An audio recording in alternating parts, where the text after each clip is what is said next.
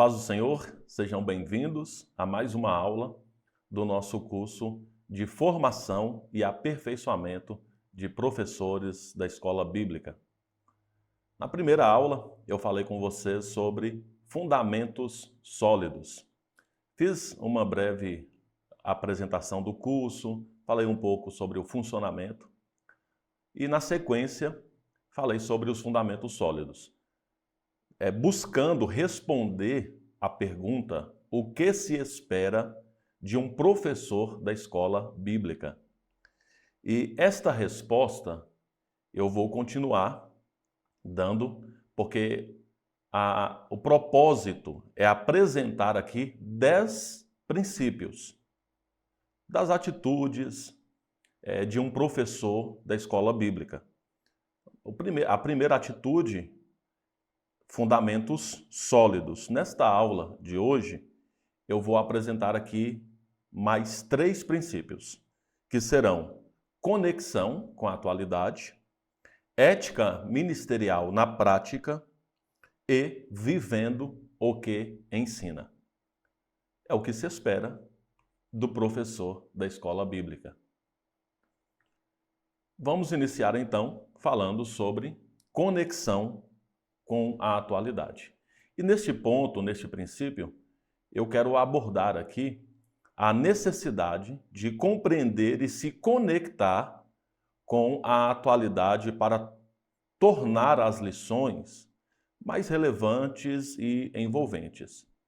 Nós temos, inclusive, um exemplo do próprio apóstolo Paulo, que, de acordo com a realidade de onde ele estava ensinando, pregando, ele buscou compreender a cultura daquele povo.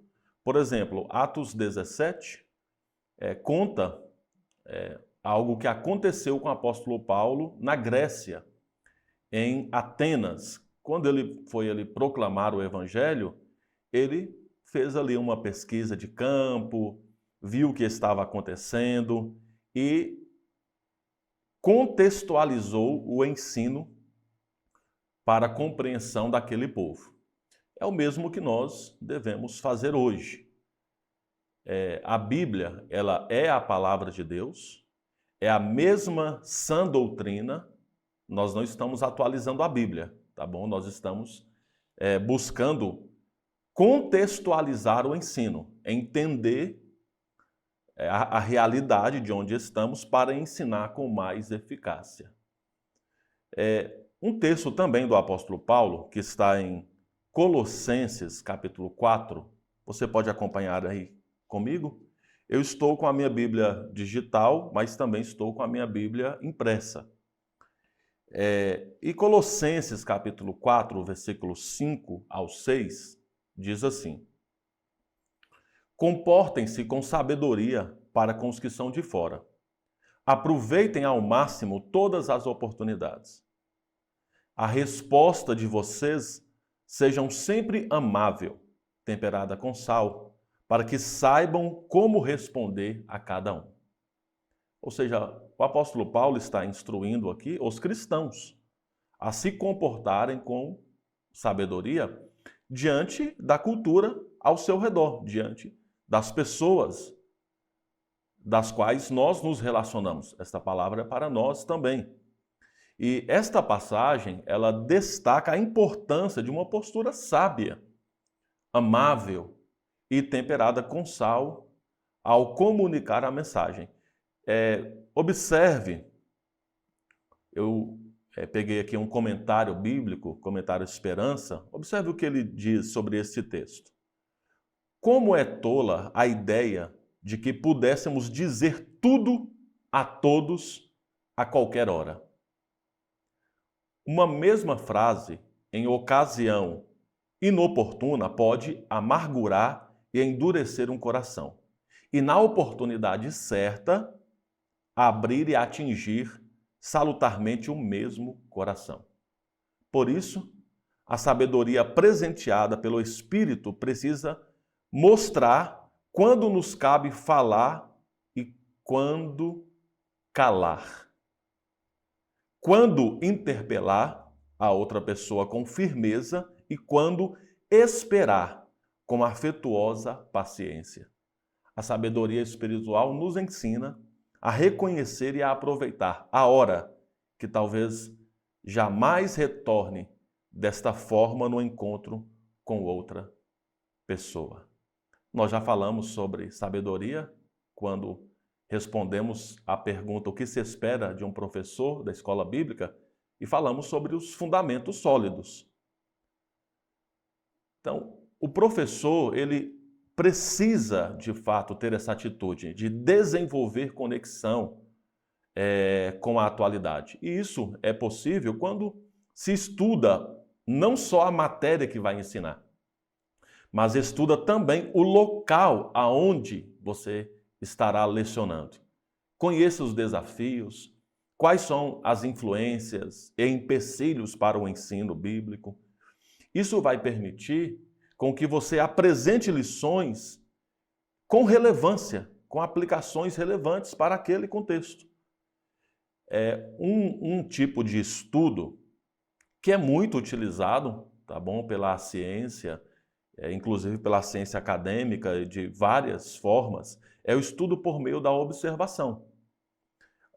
É lógico, aqui eu faço um alerta, este método requer certo cuidado para que tenha validade e seja fidedigno aos fatos.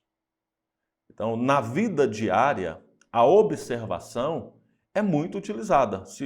O professor também pode utilizar deste método, né? Um exemplo, se eu percebo, por meio da observação, que muitos alunos da minha classe falam palavrão ou fazem mau uso da internet, eu posso lecionar o assunto e apresentar-lhes os princípios bíblicos sobre o tema, criar um diálogo, uma conexão com eles, de uma forma que eu vou falar de uma forma tão amorosa, mas eu vou dar tantas lições neles, sem ter que utilizar de um ensino agressivo. Mas as lições serão dadas em verdade e em amor. Uma outra forma também é utilizar-se do material didático para o ensino. O professor, meus irmãos, não pode só ficar observando, vou dar uma aula sobre isso, olha o que está acontecendo aqui. Não é só por meio de observação. Por meio de observação é uma forma de você apresentar conteúdos relevantes, só que também por meio de material didático. Porque a escola bíblica tem que ter um material de ensino sistemático da Bíblia. Cada classe tendo material adequado, né, revistas de estudos. Lembrando que nós não lecionamos revistas, nós lecionamos Bíblia. A revista é um material de apoio que aborde de forma apropriada e colabore na formação cristã do aluno. Então, toda classe tem que ter, sim, o material didático para o ensino sistemático da Bíblia. E assim você, utilizando desse material, vendo necessidades para criar conexão com o que está acontecendo na realidade de cada classe, desta forma é que você cria uma conexão com a atualidade. Outra forma é a utilização de exemplos atuais. Envolva-se em exemplos contemporâneos ao ilustrar princípios bíblicos. Ou seja, você vai relacionar as Escrituras com situações do dia a dia. Isso ajuda muito na compreensão. Lembre-se aqui que as Escrituras, né, é a revelação de Deus para uma humanidade perdida. E nossos alunos precisam entender que a Bíblia é plenamente aplicável ao cotidiano de cada um deles. Alguém já disse que a Bíblia é mais atual do que o jornal que vai ser publicado amanhã. Alguém vai assistir, ouvir ou ler uma notícia amanhã, a Bíblia é mais atual do que este jornal. Nós precisamos, então, agora, fazer com que os nossos alunos entendam isso, que a Bíblia é plenamente aplicável ao cotidiano de cada um deles. Ou seja, o professor cria essa conexão com a atualidade. Espera-se de um professor que ele faça isso. E o diálogo aberto também, quando se cria um ambiente de diálogo aberto, encorajando os alunos a expressarem suas perspectivas e dúvidas em relação à fé cristã, isso fortalece a compreensão mútua. Então você, por exemplo, pode criar dinâmicas na classe. Por exemplo, durante um período na escola bíblica da qual eu faço parte, tinha ali um momento que se chamava "E aí, pastor?", mas poderia ser "E aí, professor?", com perguntas aleatórias que os alunos faziam. E o pastor, no meu caso, né, eu ia até as salas para responder às perguntas. Logicamente, apesar de ser aleatórias, não eram perguntas de surpresa. Os alunos faziam as perguntas, escreviam, o professor me entregava e durante aquela semana eu respondia às perguntas e fazia as pesquisas, né, para responder às perguntas e ia até as classes para responder. Então, isso foi bem importante para criar essa conexão com a atualidade e um diálogo aberto. Os nossos alunos têm momentos que eles podem perguntar qualquer coisa, qualquer pergunta. Na classe dos adultos acontece muito isso, né? Mas foge muito do tema. Agora, eu não sei se é só na classe dos adultos ou se são em todas as classes. Foge muito do tema e aí, às vezes, o professor nem consegue voltar ao tema. Se tem um momento do mês que acontece essa dinâmica, as perguntas vão ser estudadas para serem respondidas em classe. Enfim, ideias, tudo isso vai sim ajudando a ter conexão com a atualidade. Então, ao conectar a fé com a atualidade, pode surgir aí vários desafios, e aí cada professor, logicamente, precisa estar preparado para lidar com essas questões e dilemas de diferentes gerações. Mas mantenha sempre, é importante entender aqui, a verdade bíblica, abordando os temas de uma forma, buscando a sabedoria de Deus, aproveitando as oportunidades, com uma palavra amável e temperada com sal, seria de bom gosto, e sabendo responder a cada um. Esse é um desafio, mas isso se espera de todo professor, que ele se conecte com a atualidade, sem comprometer a verdade. O outro princípio é ética ministerial na prática. Nesse princípio, sobre o guia, vamos dizer assim, um princípio guia no que diz respeito à conduta do professor na escola bíblica. Esta conduta, ela é a própria ética. Como seguidores de Cristo, é imperativo em nossas vidas e ações que estejam alinhadas com a ética, com o comportamento, a proposta de Deus do que nós devemos praticar. Separei aqui o texto de 1 Timóteo. Você pode abrir aí comigo, 1 Timóteo, capítulo 4, versículo 12, que diz assim: "Não deixe que ninguém o despreze por você ser jovem, mas seja um exemplo para os fiéis na palavra, no procedimento, no amor, na fé e na pureza."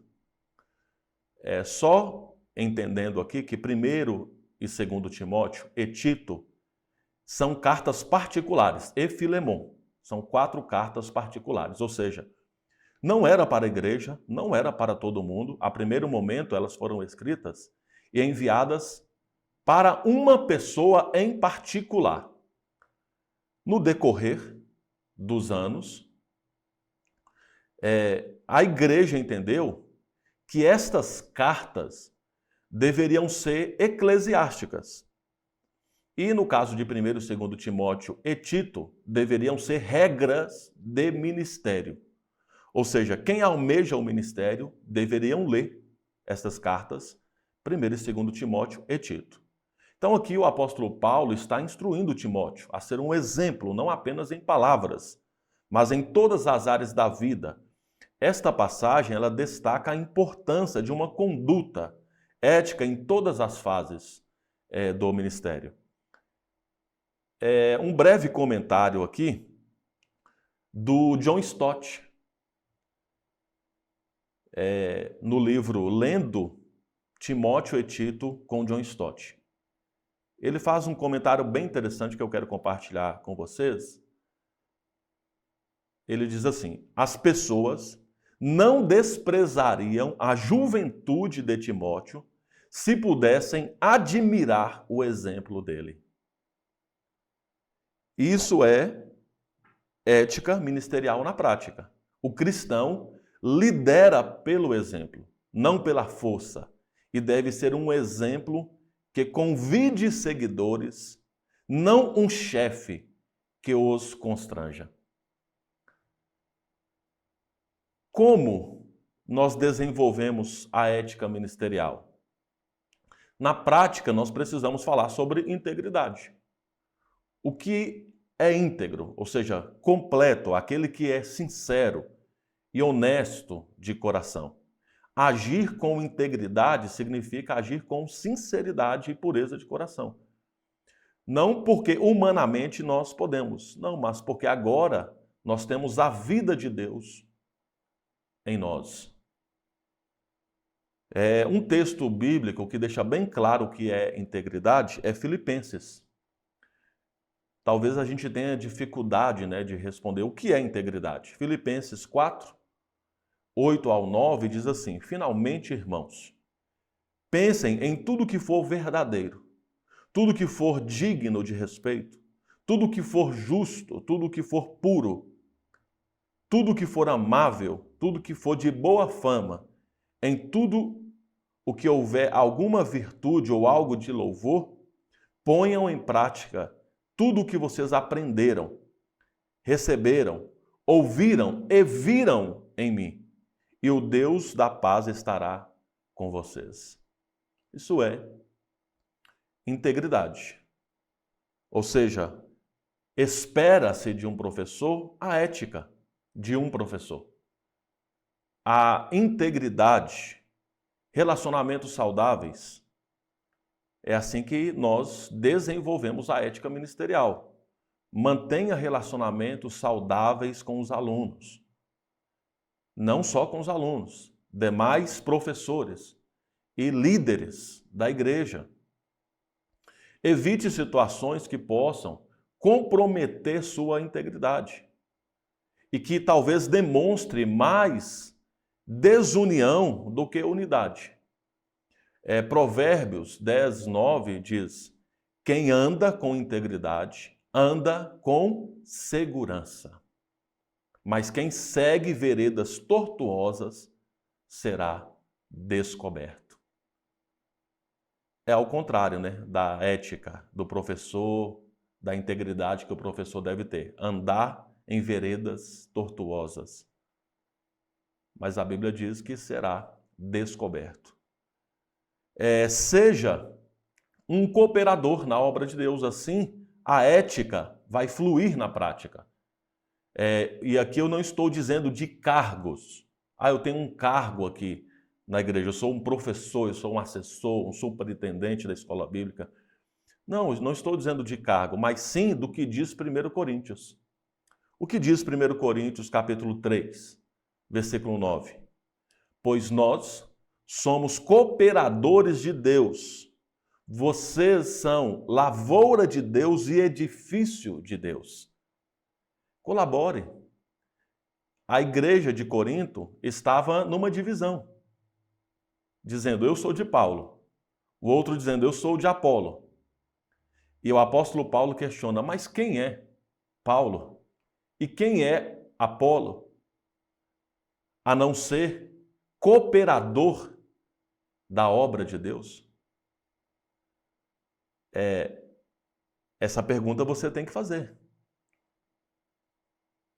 Quem é você, se não apenas um cooperador na obra de Deus? E eu devo fazer isso em unidade, em comportamento ético, junto com os alunos, junto com os professores, os líderes da igreja.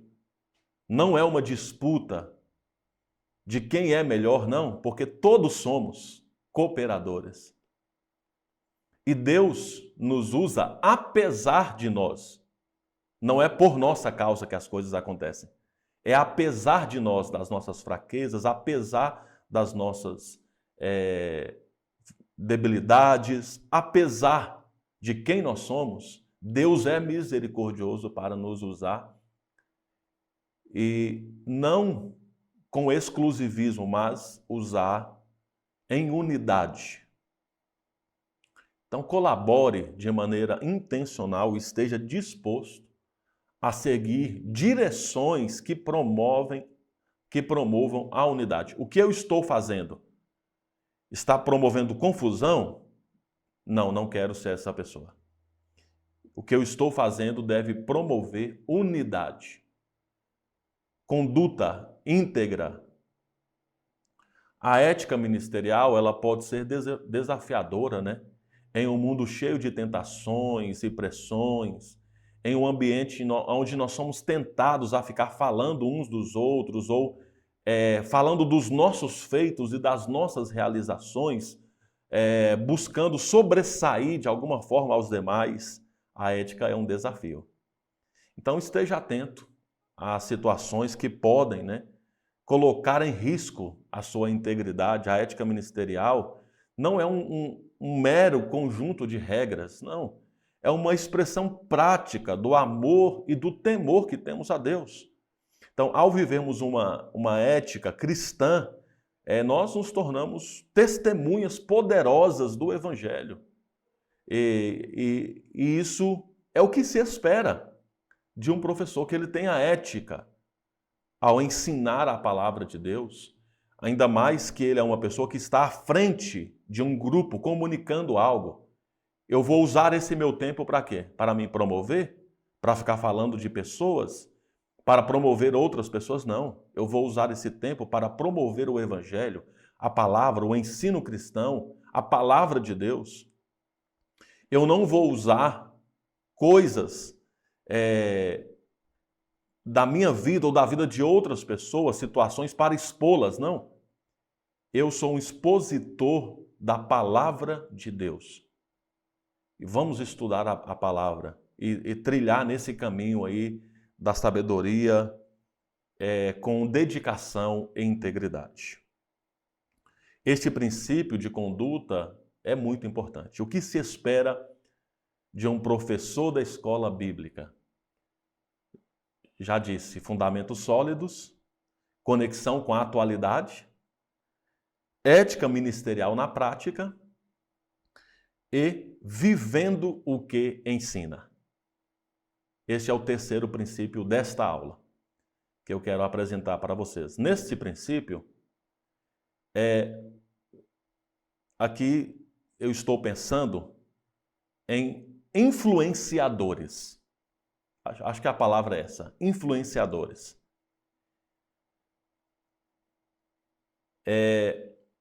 O testemunho pessoal do professor é uma ferramenta, sim, poderosa na transmissão daquilo que ele está ensinando.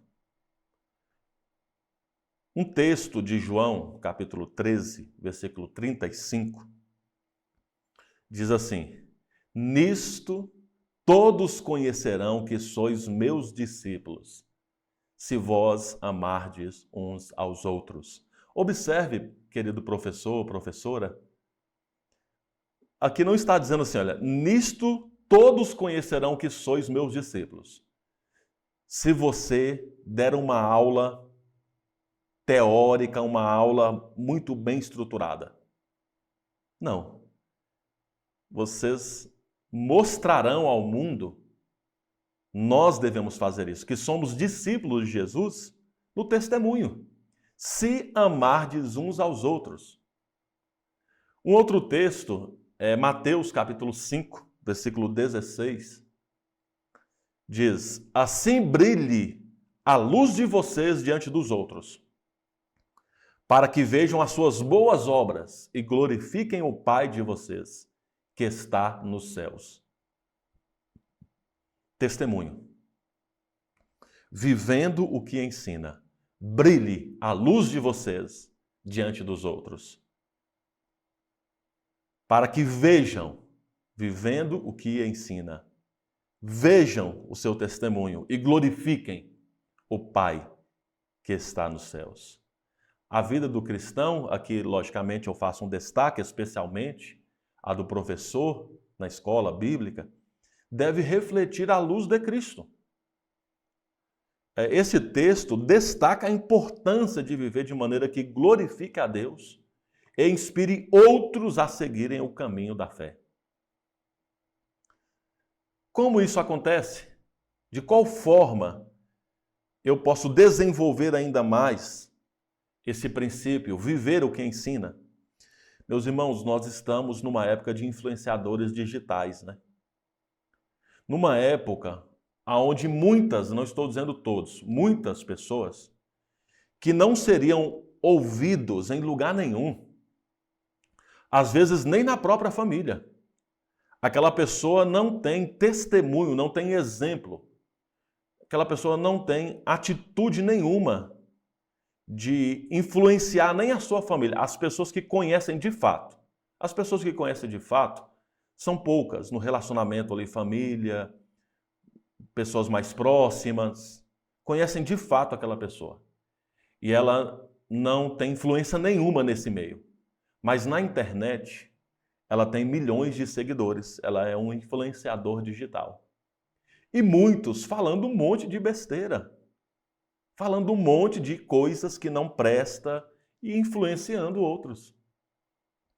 E aí Deus levantou você para ser um professor, uma professora. Alguém que de fato pode influenciar. Que a palavra vale. Por quê? Porque os seus alunos, a sua família, a primeiro momento, inclusive, as pessoas que estão próximas, conseguem ver na sua vida um amor prático. Demonstre amor prático através de ações e serviço à comunidade. Eu cresço, eu me desenvolvo vivendo o que eu ensino, cuidando de pessoas. Amor não só em fala, não só em palavras, mas na prática. Eu posso dar um exemplo aqui. No casamento, por exemplo. Um relacionamento, aonde a pessoa diz assim, eu te amo. Só que, se essa pessoa for alguém que só diz eu te amo e nunca faz nada, nunca demonstra nada, ela vai começar a ser questionada. Ela vai começar a ser questionada e, olha, você diz muito que me ama, mas eu não vejo isso. Na prática, eu até poderia dizer ao contrário. Na prática, parece que você me odeia. É um professor de escola bíblica que, não é o nosso caso, né? Professor de escola bíblica que ensina e as pessoas, alguém pode dizer, você ensina muito, mas isso que você acabou de ensinar, eu não vejo na sua vida, na prática. Observou? Porque o ensino, olha, em escola nenhuma exige isso, é só na escola bíblica. Que você seja tão bom ensinando em sala de aula, quanto vivendo aquilo que você está ensinando. Na escola, na faculdade, em cursos técnicos, espero que o professor seja ótimo naquela matéria que ele está ensinando. Que professor que domina um conhecimento assim em áreas científicas não exige que ele pratique o amor, que ele tenha uma vida de serviço em escolas públicas, particulares, faculdades. Não se exige isso. Na igreja, sim. Porque as pessoas que ensinam na igreja, inclusive, um dos critérios é que essa pessoa já tenha sido, de fato, alcançada e transformada pelo poder da palavra. E assim ela está apta para ensinar. Então, o amor em ação fala mais alto do que as palavras. Quando nós vivemos o que nós ensinamos, o exemplo está dado. Eu estou falando do que eu vivo. O testemunho da integridade, já acabamos de dizer isso aqui, né, definindo o que é integridade, quando falamos no que se espera da ética ministerial na prática. Então, mantenha essa integridade em todas as áreas da vida, tanto públicas quanto privadas. A coerência entre o que ensina e o que se vive é fundamental. Olha, recente, teve um caso, né, que aconteceu em nossa igreja mesmo, de alguém que disse que saiu da igreja que ele estava porque ele começou a trabalhar com o pastor da igreja. Olha para você ver como é algo delicado, né? E aí, na empresa era uma pessoa, na igreja era outra pessoa. Então, por esse motivo, como não tinha coerência na igreja e na empresa, eram duas atitudes diferentes, então não deu para mais conciliar e estar juntos congregando. Olha como é complicado. O nosso testemunho tem que ser em todo lugar. Na escola, onde eu estudo ou eu leciono, muitos dos nossos professores da igreja são professores também nas prefeituras, nos estados, nas faculdades. O testemunho, não matéria, o testemunho deve ser o mesmo em todo lugar. Na minha casa, com a minha família, em sala de aula, com os meus amigos, na minha vizinhança. Mantenha esta integridade em todas as áreas. Assim você vai estar vivendo o que você ensina. E isso aqui, inclusive eu quero dizer para vocês, não significa que nós não erramos. Não estou dizendo isso. Viver o que ensina é, inclusive, ensinar que nós somos pessoas que erramos. E nós erramos. Então, não estou dizendo de que o professor, a professora não pode errar. Pelo contrário. Mas que nós aprendemos e tiramos lições com os nossos erros. Reconhecemos os nossos erros, pedimos desculpa, perdão. Isso tem a ver com a transparência sobre esses desafios que nós vivemos na nossa vida espiritual, na nossa fé. Porque isso vai criando também uma atmosfera de autenticidade. O aluno não pode esperar num professor da igreja que ele é um super crente. Não. Nós somos falhos, erramos e encorajamos os nossos alunos também a lidar de forma mais adequada com os seus erros. Isso literalmente significa viver o que ensina. Então não estou falando de perfeição, mas sim de autenticidade. Esteja disposto a reconhecer os seus erros, aprender com eles, buscar continuamente crescer em conformidade com o Evangelho, com a imagem de Cristo. O seu aluno vai estar aprendendo isso com você também. E eu concluo aqui dizendo, nesse ponto, que o exemplo de vida fala mais alto que qualquer discurso. Qualquer discurso. Ao vivermos os princípios bíblicos aí, que ensinamos, nós tornamos testemunhas vivas da graça transformadora de Deus. Então, que nós possamos ver aí, rever, nos reavaliar. Essas primeiras aulas servem para isso. O que se espera de um professor da escola bíblica? Espera-se que, na primeira aula nós falamos, tenha fundamentos sólidos. Também que tenha uma conexão com a atualidade. Mostrar para os nossos alunos que a Bíblia tem total coerência e é aplicável a tudo hoje, no cotidiano de hoje. É lógico que tem que fazer esta transição, né? Nós não podemos ler a Bíblia e já, olha, viu como aí hoje, na atualidade, como se aplica? Não. Nós precisamos, logicamente, primeiro fazer um breve comentário desta passagem lá na antiguidade e depois ir trazendo para a atualidade, aplicar em todo o contexto. Além disso, também precisamos ter a ética do professor, que se espera de um professor, alguém maduro na fé, alguém que sabe lidar com os problemas ministeriais, os problemas dos alunos. Então, sabe lidar com isso. Se não souber lidar, peça ajuda, conversa com o pastor, com o dirigente da congregação, com o presbítero, peça ajuda, não tem problema nenhum. Olha, pastor, está acontecendo isso na sala, como eu lido com isso? Os demais professores, superintendente da escola bíblica, todos envolvidos para ser solução de problema, encontrar saídas, tudo com ética, com um comportamento, com uma conduta adequada para lidar com as situações que a escola bíblica enfrenta. E além disso, também viver o que ensina, é o que se espera de todo professor.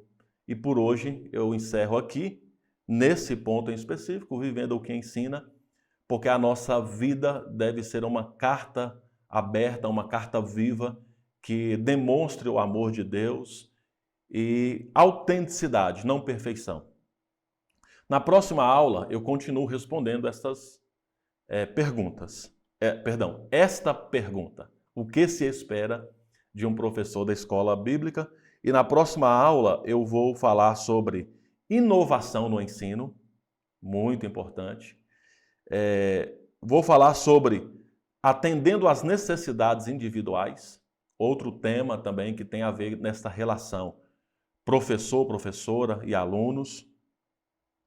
E vou também falar sobre liderança e colaboração. Então, vou continuar respondendo, apresentando aqui de forma bíblica estes princípios, como eu disse para você, né?